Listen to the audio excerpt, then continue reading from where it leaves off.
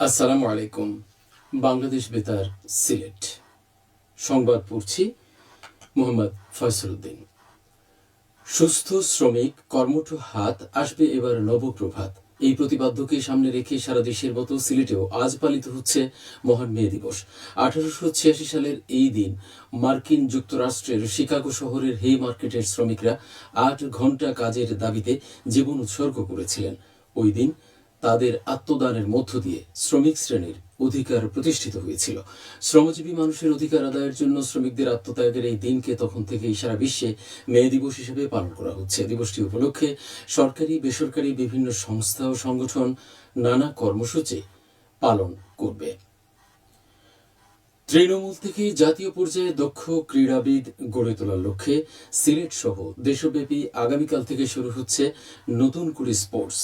ওই দিন বেলা 3টায় সিলেট জেলা স্টেডিয়ামে প্রধান অতিথি হিসেবে এই কর্মসূচির উদ্বোধন করবেন প্রধানমন্ত্রী তারেক রহমান। লেখাপড়ার পাশাপাশি খেলাধুলার মাধ্যমে 12 থেকে 14 বছর বয়সী শিশু কিশোরদের সুপ্ত প্রতিভা অন্বেষণ, বাছাই এবং রাষ্ট্রীয়ভাবে তাদের মেধা বিকাশের সুযোগ সৃষ্টি করাই নতুন করে স্পোর্টসের মূল লক্ষ্য। এদিকে কর্মসূচি সফল ও সার্থক করতে আগামীকাল সিলেট জেলা স্টেডিয়ামে অনুষ্ঠিত হবে মহড়া। এসএসএফ এর তত্ত্বাবধানে উদ্বোধনী আয়োজন এবং নিরাপত্তা ব্যবস্থার জন্য আয়োজিত মহড়ায় অংশ নেবেন প্রতিযোগিতায় অংশগ্রহণকারী সকল ক্রীড়াবিদ সহ অতিথিরা।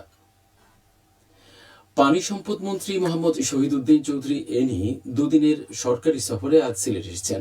মন্ত্রী সিলেট জেলার সদর উপজেলার কান্দিগাঁও ইউনিয়নে অবস্থিত বাসিয়া নদী খনন অনুষ্ঠান স্থল পরিদর্শন করেন। পরে তিনি খাল খনন অনুষ্ঠানের প্রস্তুতি বিষয়ে বাংলাদেশ পানি উন্নয়ন বোর্ড ও জেলা প্রশাসনের কর্মকর্তাদের সাথে মতবিনিময় সভা করবেন। পরের দিন মন্ত্রী প্রধানমন্ত্রীর সঙ্গে খাল খনন কর্মসূচির উদ্বোধন অনুষ্ঠানে যোগদান করবেন। বিকেলে প্রধানমন্ত্রীর সঙ্গে যুব ক্রীড়া মন্ত্রণালয়ের উদ্যোগে শিশু ও কিশোরদের ক্রীড়া প্রতিভা অন্বেষণে সিলেট জেলা স্টেডিয়ামে নতুন করে স্পোর্টসের উদ্বোধনী অনুষ্ঠানে যোগদান করবেন। বাণিজ্য, শিল্প, বস্ত্র ও পাটমন্ত্রী খন্দকার আব্দুল মুক্তাদির 2 দিনের সরকারি সফরে আজ সিলেট আসছেন। আজ মন্ত্রী সিলেট জেলা স্টেডিয়াম ও বাসিয়া খাল পরিদর্শন করবেন। বিকেলে তিনি সিটি কর্পোরেশনের জলাবদ্ধতা নিরসন প্রকল্প পরিদর্শন এবং জেলা প্রশাসনের সঙ্গে মতবিনিময় সভায় অংশ নেবেন।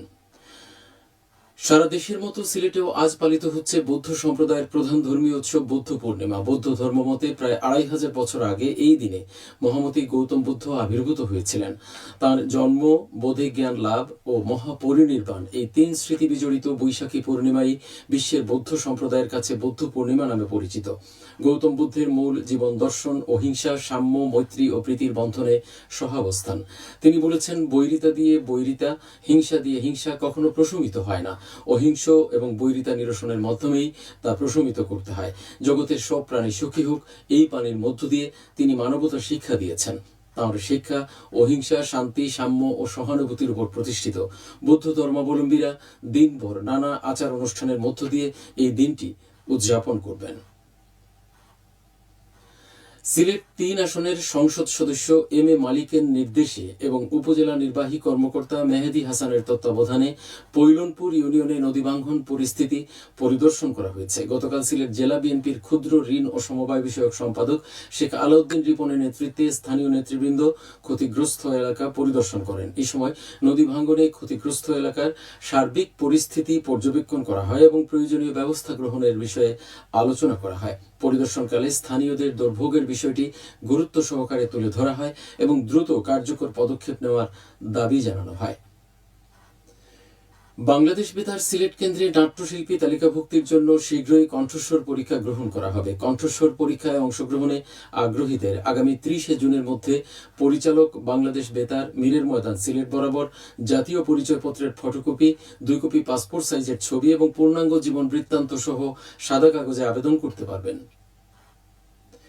সাম্প্রতিক বৃষ্টিপাতের কারণে ভেজা ধান সংগ্রহ ও দ্রুত চাল উৎপাদন নিশ্চিত করতে সুনামগঞ্জ জেলার বিভিন্ন অটো রাইস মিলকে প্রস্তুত থাকার নির্দেশ দেওয়া হয়েছে। জেলা প্রশাসকের পক্ষ থেকে এই নির্দেশনা জারি করা হয়। সুনামগঞ্জের যে কোনো উপজেলা থেকে ভেজা ধান সংগ্রহ করে সরকারি রেটে চাল উৎপাদনে সহযোগিতা করতে হবে সংশ্লিষ্ট মিল মালিকদের। এতে কৃষকদের ক্ষতি কমানো এবং দ্রুত খাদ্য সরবরাহ স্বাভাবিক রাখার লক্ষ্য নির্ধারণ করা হয়। জেলা খাদ্য বিভাগের তথ্য অনুযায়ী জেলার বিভিন্ন উপজেলায় অবস্থিত একাধিক অটো রাইস মিল এই কার্যক্রমে অংশ নেবে। মৌলভীবাজার জেলায় টানা 5 দিনের ভারী বর্ষণ ও উজানের পানিতে হাওর অঞ্চলের পাকা ও আধা পাকা বোরো ধান সহ 897 হেক্টর জমির ফসল পানিতে তলিয়ে গেছে। জেলার হাকালুকি হাওর ও কাওয়াদিঘি হাওর এলাকায় এই ক্ষতি হয়। জেলা কৃষি সম্প্রসারণ অধিদপ্তরের উপপরিচালক জামাল উদ্দিন বলেন, 62,400 হেক্টর জমিতে বোরো ধান আবাদ হয়েছে, যার মধ্যে হাওর অঞ্চলে রয়েছে 27,355 হেক্টর। এর মধ্যে প্রায় 85% ধান ইতোমধ্যে কাটা হয়েছে। সবশেষে আবহাওয়া। সন্ধ্যে 6টা পর্যন্ত পূর্বাভাসে বলা হয়েছে সিলেট সহ পার্শ্ববর্তী এলাকার জন্য কোনো সতর্কবাণী নেই এবং কোনো সংকেতও দেখাতে হবে না। আজ সিলেটে সূর্যোদয় হয়েছে 5টা 17 মিনিটে এবং অস্ত যাবে 6টা 22 মিনিটে। সংবাদ শেষ হলো। আমাদের পরবর্তী স্থানীয় সংবাদ প্রচারিত হবে বিকেল 4:30টায়। শোনার আমন্ত্রণ রইল।